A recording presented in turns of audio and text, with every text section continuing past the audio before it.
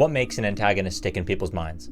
You could argue look, personality, the unique dread that only they can inflict into a main character. Freddy Krueger has all of these in spades, where a character like Michael or Jason, while intimidating, are very much defined by their look and the way that they are filmed to intimidate both the audience and characters within the movie. You can't kill the boogeyman. In recent years, we've been given new horror characters that may or may not withstand the test of time, like the horror icons that we've known for decades. Damien Leone, creator of Art the Clown and the Terrifier movies, resists the idea of art being a horror icon, as flattering as it may be to hear over and over. So it's cool in that regard because, and again, I don't call art an icon. I love hearing people say that. I think that word gets thrown around maybe a little too easily. I think you got to, the test of time will really tell, but I do love that people gravitate toward this. The idea of breaking into the mainstream with a new original character is exciting for creators and fans alike, but the ability to stick around within the conversation is and always has been difficult. Movies come and go, trends only stick around if they come naturally, and we are constantly being buried under new movies and TV shows to watch. Michael's blank mask creates a shadow of a man, someone who may not be human. His imposing figure and relentless nature come through based on us having no way to tell how he feels. Jason comes across similarly, other than when they stupidly show his eyes. And Freddy is head to toe dripping in a striking sweater, amazing makeup, and a very iconic weapon. Even someone like Pennywise, when reinvented for the modern day, needed an updated look to grip the audience's attention. Back in the day, access to masks and costuming for the general public wasn't as easy as it is now. Michael masks used to look like this, but now you can get masks that are made from original movie molds for a pretty good price at any Spirit Halloween. Unfortunately, it's very difficult to match the impact that these designs have, let alone surpass them. And like I said before, excitement happens naturally. Successes like Barbenheimer are something that no corporate figurehead can create, try as they might. While half-baked scripts and bad acting are kind of baked into the genre, so is the idea of the killer being masked or shrouded in mystery. The first Friday the 13th and Sleepaway Camp, along with most Giallo films, hold characters that aren't masked but are unseen until the big reveal at the end of the movie. Halloween and Texas Chainsaw feature killers with very distinct looks, but the mystery of who they are doesn't really exist at all. So in newer slashers, I've noticed a trend that kind of annoys me. I believe wholeheartedly that style over substance has attempted to dominate the slasher genre and failed. Movies like Totally Killer or Hard Eyes try to force the quirky, funny mask look to make it more marketable, leading to distractingly pointless looks. This initially sparked for me during my viewing of Hell of a Summer. The killer within the movie sports a devil mask. Throughout the movie, we are given motive, background, and character development that is peeled back throughout, but none of that explains why they wear a devil mask. The directors, however, do. Spoilers for Hell of a Summer, a movie which I do recommend that you go watch.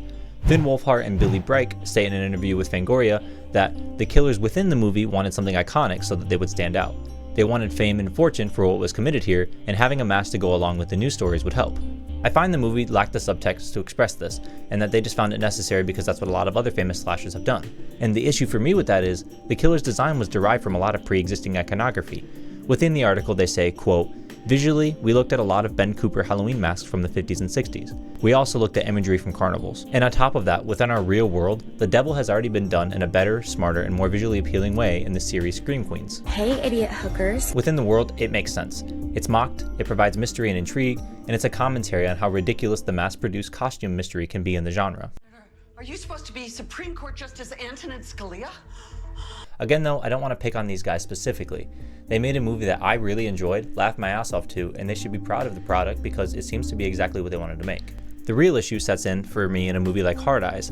While I enjoyed the first 2/3 of the movie, the look of the killer feels like it's trying too hard to say, I know this is a bit ridiculous, but it's kind of funny, right? It reeks of trying to get it trending and then sold in Spirit Halloween. That doesn't mean it isn't a good design though. Tony Gardner took what was a half-baked idea and turned it into what it is now. It has a backstory and a look to match the idea that the killer's been around for a long time. Tony is a legend in the field, and while I respect the idea of keeping the masked killer look around, it just doesn't come across as natural within the universe. Masks being on an upward trend has also taken away from something that I love that used to be in horror movies, the POV of the killer. Starting with Psycho, leading into Black Christmas, and then ultimately being popularized by Halloween, the idea of the camera being in the POV of a killer was a hugely defining section of horror movies in the mid-1900s. When we get to sit in the seat of the killer, the audience feels a bit more disgusted, heart-wrenched, having to face the victim that is currently being attacked. The way that horror, specifically the slasher subgenre, has become more of action comedy than horror thriller is a topic for another video. But it's the emotion portrayed through these long tension-building scenes that sets the dreadful mood I think modern horror lacks. Scream made these emotions possible without POV shots through amazing camera work and direction, but we are given outdoor shots and dialogue from the killer that makes us feel like we are peeking into her home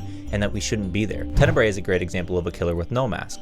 We are given mystery and intrigue all throughout, without the use of a marketable figure. Psycho and Friday the 13th also reveal the killer's identity in the last act of the movie and use no mask to do so. In the modern day, I can't think of a slasher that has come out that employs the use of POV or a completely faceless killer with no distinct look. Should we go back to it? In my opinion, yes. I think that looks like this, or this, or this, especially this, all smashed together to be within the same realm of attention seeking through marketing, which I understand is the point. They're trying to sell tickets and get audiences in the seat by using the mask, but they distract me, they lack originality, and they have no purpose within the movie. Nothing has pierced through in the last couple of years with these because they all feel too self-referential and derivative. I know the video is a little bit more preachy and rambly than usual, and maybe I'm the only one that this bothers. Maybe this will all lead to a really great design or a tipping point within the genre that'll make this all worth it. Let me know what you guys think in the comments below. If you like the video, give it a thumbs up and a subscription. Otherwise, thank you for watching.